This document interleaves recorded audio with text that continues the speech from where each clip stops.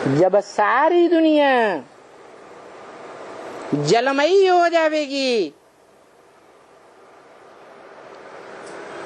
तब जलमयी में वो बाप नहीं डूबेगा।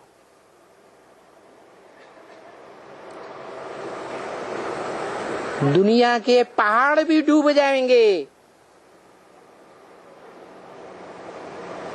ऊंचे से ऊंचा पहाड़ कौन सा है? हिमालय, हिम का आलय, बर्फ का घर। चैतन्य में बर्फ का घर कौन सी आत्मा है? ब्रह्मा की आत्मा। इतना ज्ञान सुनती है, सुनाती है, लेकिन वो आत्मा बर्फ के घर जहां है, जहां ज्ञान जल जाम होकर के रहता है, ज्ञान जल पत्थर बन जाता है, बहता ही नहीं। बहता है? नहीं बहता। वहां का वासी गाया हुआ है, हिमवान।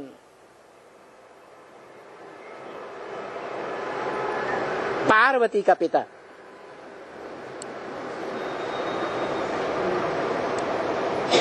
वो हिमवान बुद्धि से बर्फ का घर है। इस दुनिया में सबसे ऊंची स्टेज वाला पहाड़ है। क्या नाम दिया? हिमालय। लेकिन उससे भी ज्यादा ऊंची स्टेज किसी और की है? नहीं है। हिमालय पहाड़ में कोई और है जो हिमालय पहाड़ से भी परे की स्टेज में है। क्या है?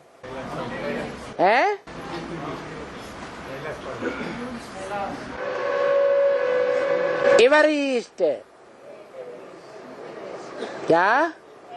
जैसे कहते हैं एवर प्योर, ऐसे कैसा है? एवरेस्ट।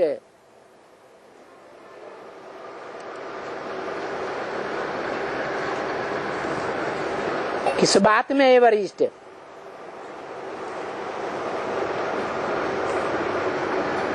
भारतीय सभ्यता में एवरेस्ट,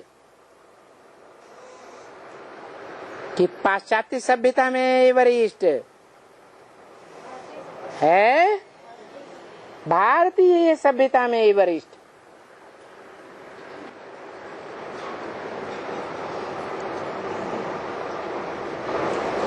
जो भी उसके कुल में है,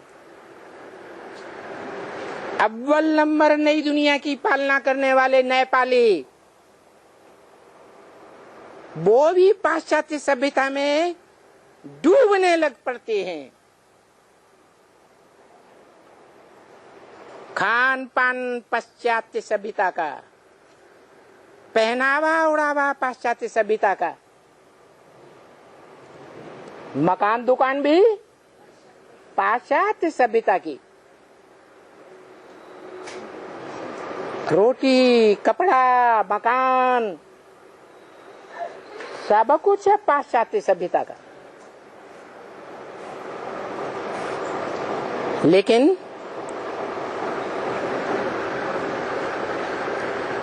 उनके बीच वो एक ही आत्मा है।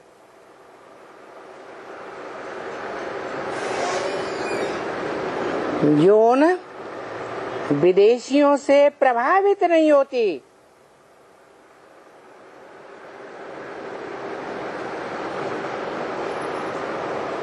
सारी दुनिया जलमयी की बाढ़ में डूब जाती है। बाढ़ में क्या होता है? बाढ़ में देह अभिमान की मिट्टी सारे जल में फैल जाती है कि नहीं है? फैल जाती है। जब देह अभिमान की मिट्टी सारे जल में रम जाती है तो सभी जीव जंतु देह अभिमान की मिट्टी में अच्छे से डूबने लग पड़ते हैं, डूब ही जाते हैं। परंतु एक आत्मा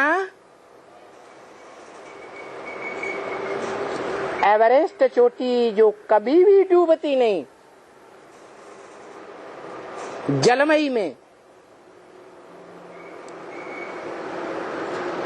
जिसके लिए बाबा ने बोला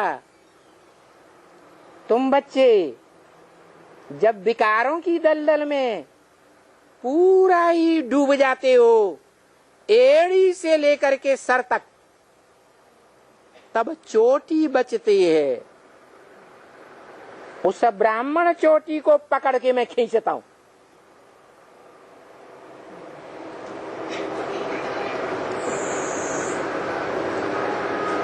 तो नंबर बार सर में विराजमान विराट पुरुष की देव आत्माएं निकलती हैं। भुजाओं के समकक्ष रहने वाली क्षत्रिय आत्माएं निकलती हैं त्रेता युग की। उसके बाद नाभि से नीचे जो द्वैतवाद आ जाता